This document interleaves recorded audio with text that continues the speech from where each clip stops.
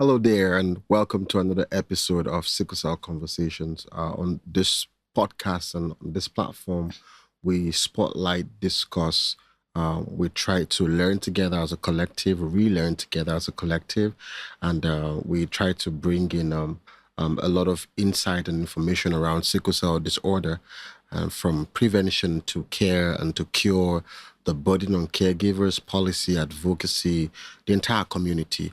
And today I'm so excited to have with me, with us, an incredible person that's living, solution, that's living progress, that's living effort. She's humanity personified. She's solution personified. She's strategy personified. Her time resources goes into tackling the problem of sickle cell disorder, and she wears many caps, multifaceted. She's a lawyer. She's a mother. She's a humanitarian. She's a beauty queen. Not anymore. She's a beauty queen. She's a businesswoman. She's a humanitarian, and it's with so much honor, privilege to welcome on the podcast today, Mariam.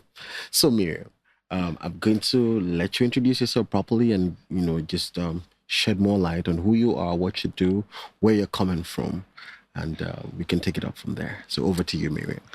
Thank you so much, Mr. Caleb. It's with great honor to actually sit here with you.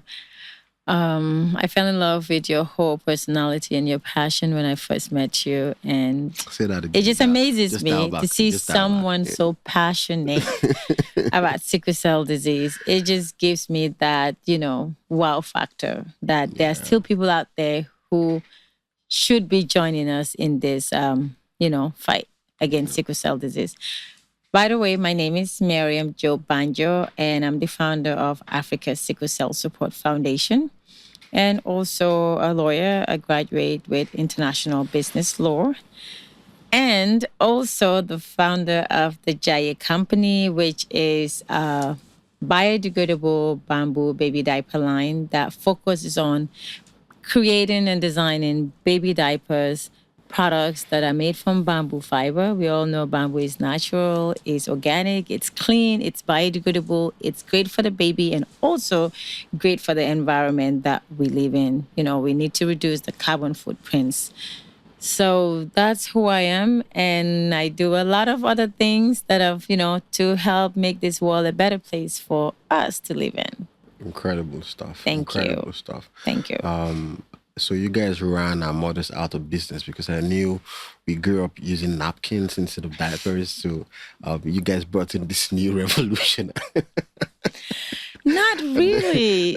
Not really. Actually, we're trying to make the world a better place, Really? Absolutely, Did we grow up in an unsafe world? Because Well, I would say yes, maybe because we were inhaling all that pollution. Our landfills from were what now? filled with trash, So now with, more sustainable products, the babies are healthier, they're wearing cleaner diapers, and also we're not distributing trash, filling up our landfills to keep them for hundreds of years to decompose. We don't even know if those landfills get, decomposed. So, anyway, yeah, that was just stuff. That was on the side. absolutely.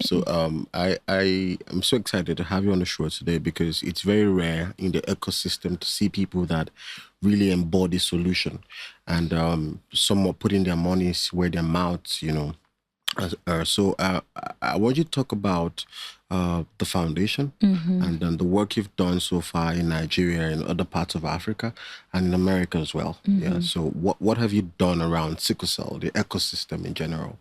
So what we have done as a team is that we have a method, a model that worked effectively, because there are ways that we could have worked and we wouldn't see results in what we do. So what we've done that really worked for us in the US and also in Gambia and here in Nigeria as well is to create awareness, create awareness and partner with pharmaceutical firms or technological firms that are focused in creating awareness, which is the newborn screening.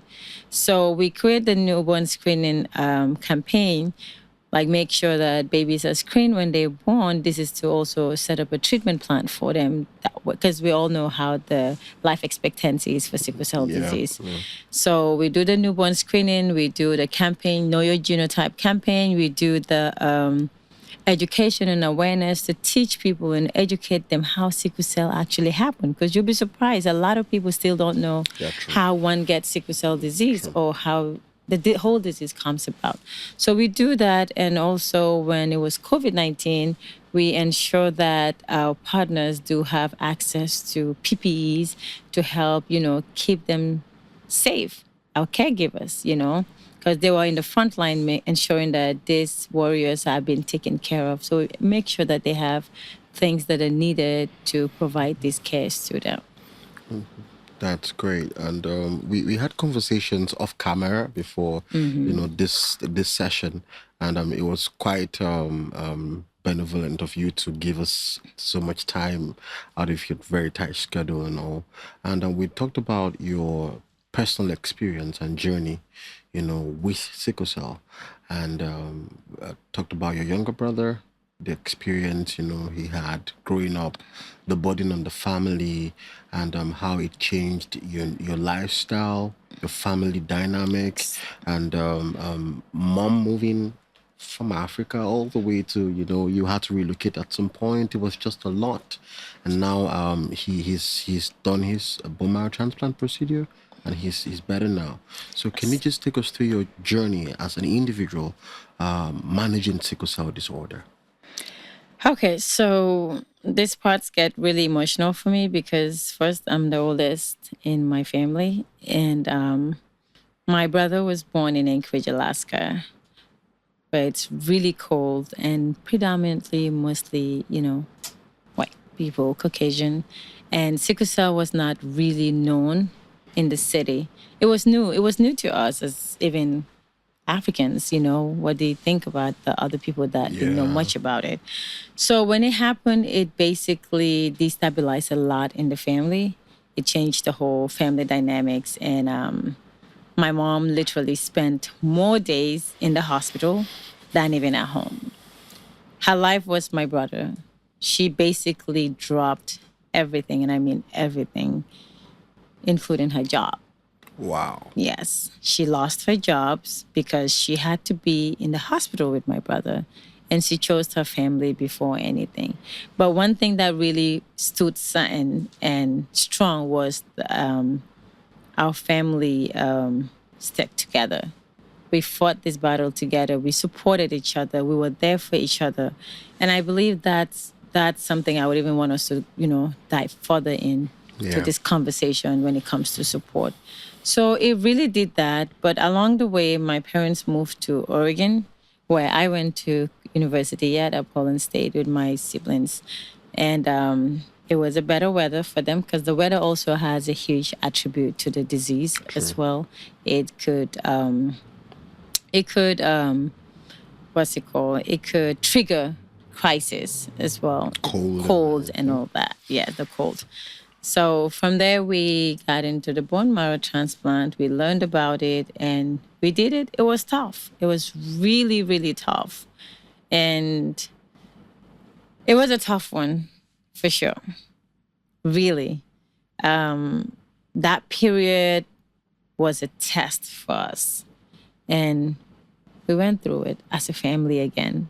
So now he's in recovery. He's still recovering. It takes time. Yeah, it takes a whole lot of time. Bone marrow transplant does take a lot of time. But with the grace of God and care and support, we went through it and we're here today saying thank God. Yeah. So how did this entire experience affect you as a person? It did. It emotionally, mentally, it took a huge toll on me. The mother is the anchor in the family. So if my mom is down, I am down. So Okay. Yeah. We're just gonna give you a moment now. Yeah. I'm sorry. No, it's okay. It's okay. I hate this. It's okay. I was trying. Can I get a tissue, please? It's okay. I have some in my bag. All right. It's it's it was tough, you know. So at that point, it wasn't just my mom. It wasn't just my brother. It was seeing my mom go through that for more than 18. It's in years. I'm sorry. Wow. Yeah. I think you want us to take a break? Yeah, please. All right. All right. Sorry. But this goes a long way. This goes a long way to show the depth of burden, the toll it takes on families. Yeah. And I'm actually grateful that in spite of all that happened, you people were not missing in the life of your brother. And I think that's one thing that we should take away from this. And it's not something that it's not an experience that I can tell you. I know how it feels. I think you wear the shoe and you know where it hurt the most. Absolutely. Yeah. So even your tears right now, it's strength for so many people. No, sincerely, this is strength for so many people. Letting it all out and saying it the way it feels, because I feel like with in this part of the world, the marginalization that these people face, segregation, discrimination they face, they bottle up a lot. Yeah. Caregivers and people living with this condition bottle up a lot, and you see that they implode at the end of the day. But I'm grateful that you can share your story. Yeah. And with so much strength.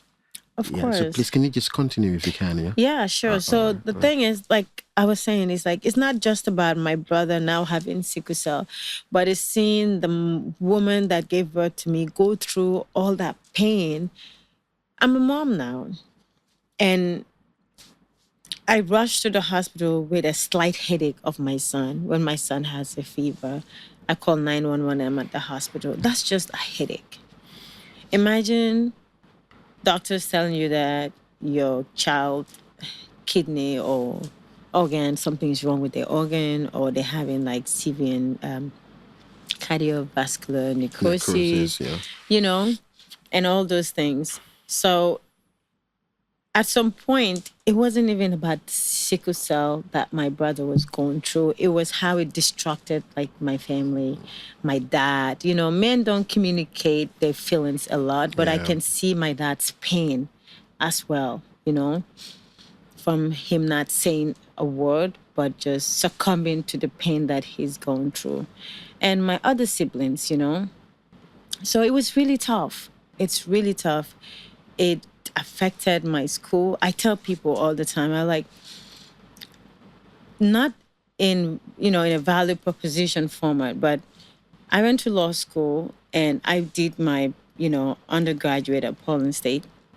And the pain I've been through, emotional, you know, pain that I went through while my parents were in Alaska and my brother having crisis, going into crisis, being in the hospital and I'm not there. That took a lot of, you know, like it took so much for me when I came, moments that I can't be there, my mom would call me over the phone that the doctors are saying this or that. So that affected me a lot. And I still went through the journey of going through school and working full-time job and another part-time job to support as well. Do you understand? So I didn't have a choice. At that point, I didn't know what being tired means. Wow. You know? I would do 2 jobs and go to school full-time. I didn't rest. Like when people see me now, they're like, Mariam, you don't ever sleep. I was like, I'm used to not sleeping, so it's not a burden to me. I sleep when I can. Like when I start sleeping, you would think I'm not going to wake up, you know, but because I know what I felt in the past, you know, and those feelings don't go away because it's what I'm remembering right now. As I'm saying it, I'm like, wow, like I dealt with these emotions, uncertainty, and seeing my whole family going through this, I'm like, I wish I can take this pain away from us, you know. But we went through it as a family, and we're here today and saying thank you, God, for holding our hands to go through this path of life that we had to go through. This So is really emotional for me right yeah, now, and I just can't imagine how many people out there, in Nigeria and other parts of the world, young people in families like this, where uh, the backbone of the family, when the kids are growing up, it's like you don't let kids be kids anymore. Children can't be children anymore because they have to become adults on time to help their parents, cater for bills, yeah, show that responsibility to see that a sibling has a fair shot and a chance to life. And this is the reality of sickle cell disorder. It breaks a family. It has the capacity to break a family. It can break individuals. It can break individuals. So it's very important, viewers out there, that you don't take this for granted. There's a cost to love. As much as people say, we cannot legislate love and how people feel, I feel that if you come into this space and see how this entire uh, experience looks please, like, it's some days ago, a BMT nurse at our center, Boma Transfer Center, told me that a mother just lost a kid. She has 3 children with sickle cell disorder, and she just lost the last one from acute chest syndrome. And do you know how that child died? The medical doctors were treating for malaria and typhoid. They had no clue what was going on with this child. And this woman sleeps in the hospital. She's running in today with the first child. The second child is going through crisis. She's running back to the hospital. The third one back to the hospital. She has a space in the hospital. Like, they know she would come. It's just predictable. So it's a lot. And hearing you speak from personal experience, I'm grateful that you. So how is he doing now though? After the bone marrow transplant he's procedure, how doing is he doing well. now though? He's coping. It takes time, especially like the emotional part of it. It's a process. True. Yeah, it takes time. True. Yeah. Talking about family support, that's one thing I really admire about your family. I saw some pictures as well, Yeah. in the hospital, and everyone shutting down, coming for birthdays, Christmas, New Year's Eve celebration, Oh, Thanksgiving, you name it. We were always there. in the hospital. So, They know us. so can you talk about support you had from family, he had from family, and also speak to its importance to our champions out there? A lot of them are dying from the sense of isolation. And it's important to know that they are not working alone, and to encourage caregivers as well. It's a lot, but we have to take that responsibility of looking out for our own with this condition. So can you just share and enlighten us about that? Absolutely. Like I said, for my brother to actually be who he is today, it's because of the type of family he had. Because I've seen, as an advocate, I've seen times where, you know, sickle cell warriors are in the hospital, excuse me, by themselves with no family. And in the Western world, it's different and it's very tough.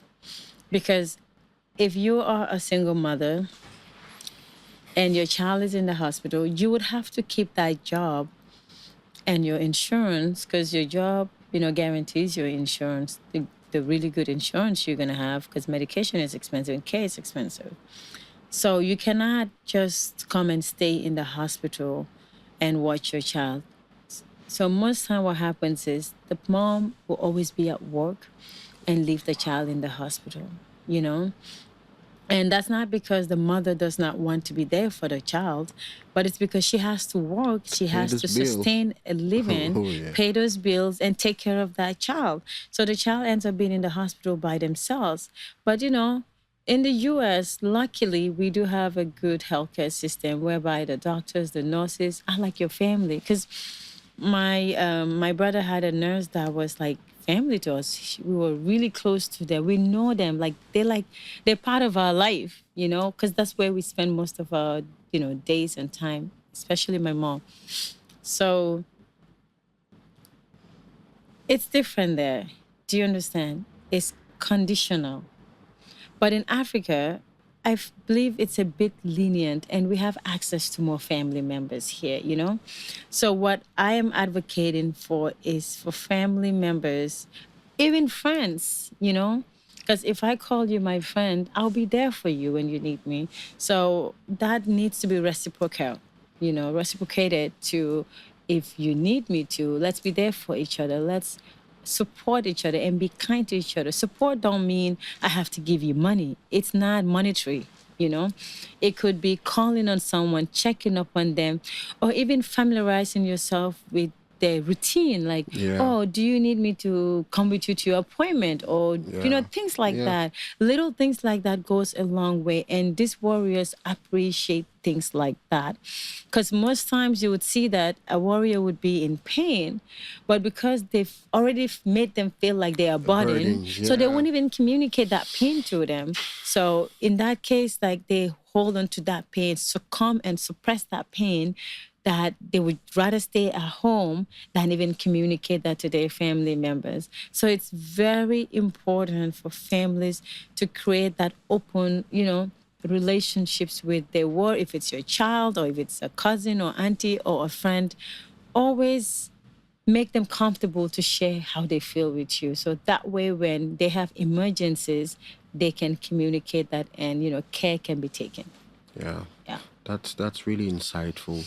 I think it's we should come to that point as a nation, because you see that so much of segregation and so much of discrimination and shallow knowledge of the situation or this condition has led to let's say it has built this huge monument of negligence. Absolutely. You know, and a lot of persons living with this condition, they resort to drug addiction, you know, because they have to deal with this situation. And I feel like if they're able to access more help and care, and you said something about a medical doctor being like family in the US, but respectfully, in Nigeria here, where this is the epicenter of sickle cell disorder, we're the sickle cell capital of the world. You see that our patients go to the hospitals, and then the doctors or nurses are like, "But you should be used to this now."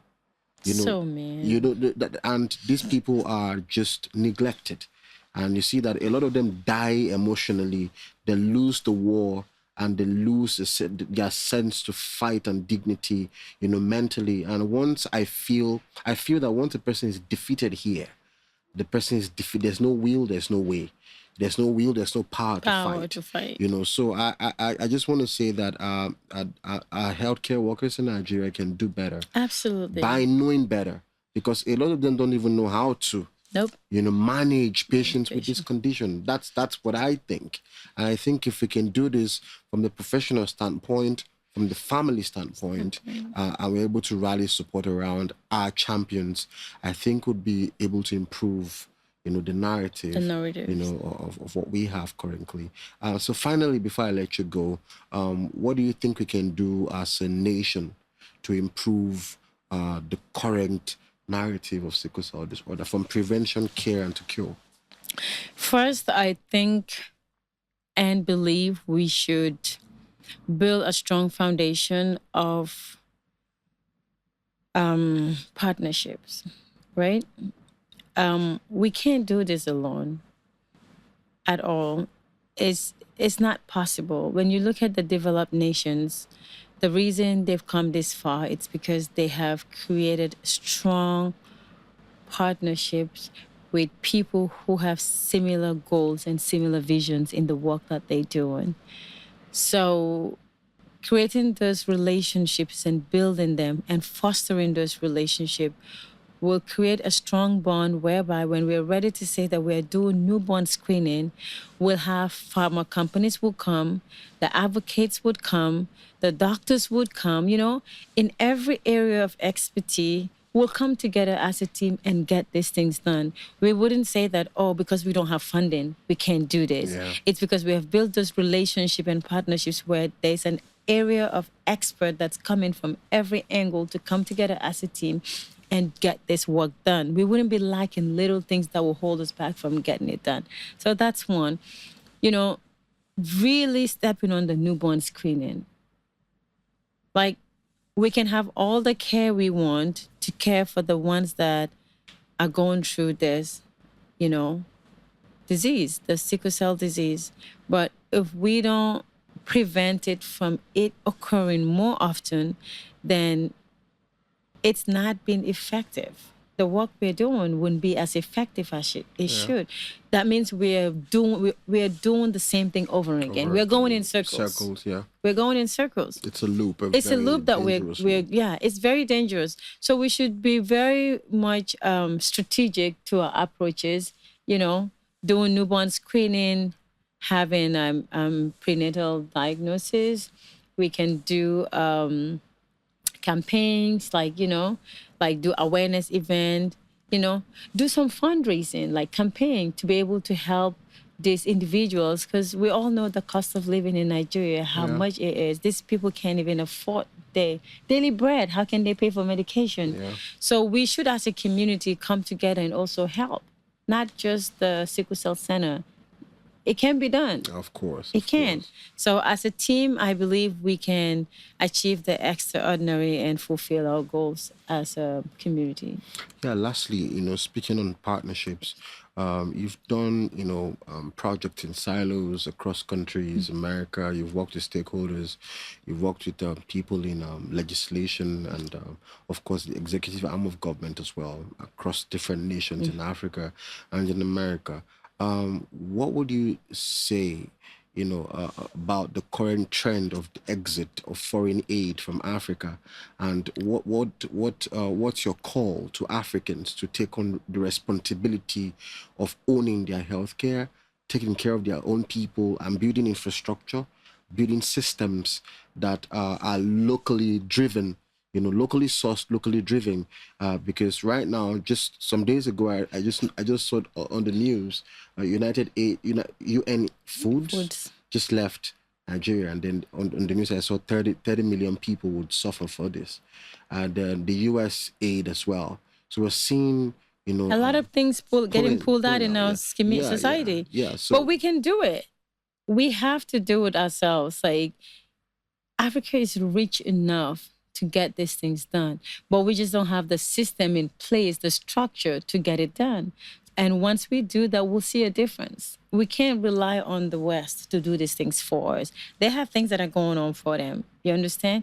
And they're experts who are great at these works that are Africans that are actually in the Western world, that if we do have a structure in place, they would come back and work in their own countries. But the reason most of them are not here is because the structure is in there. It's like you would want to do things, but things are not in place to get it done. It makes it hard to get things done. Basic things cannot be done. You know what I'm talking about. So once those structures are in place, things would be more easy to get done. And I'm sure more people will actually come together to, you know, make Africa great. Thank you so much, Mariam. This was an incredible session, an expository session, and thank you so much for shedding light on your personal experience, professional experience, and for weaving that perfect, you know, picture, you know, of how it all fits, you know, to proffering solutions, you know, in our ecosystem. I believe strongly that as a people, as a collective, we have the responsibility of bringing sickle cell disorder to its heel. And Nigeria being the sickle cell capital of the world, we need to stand up. It's a national health emergency. We are all affected, directly or indirectly. You have a friend, you have a brother, you have a neighbor, you have a colleague, you have a cousin that knows sickle cell, that has sickle cell, and we can't keep turning a deaf ear or turning the blind eye on what's really, you know, having negative effect on our people. So please, if there's anything you should take home from this, is that if you don't know your genotype yet, know your genotype and make informed decisions. And for every warrior out there, for every champion out there, you're more than enough. And you're not alone. this platform is here to amplify your voice, amplify your experience, meant that we're going to make sure that every one of you and every one of us are able to have what we need, have access to proper healthcare, quality healthcare, to live meaningful and productive lives. Thank you so much for joining us today, and see you on our next episode. Thank you.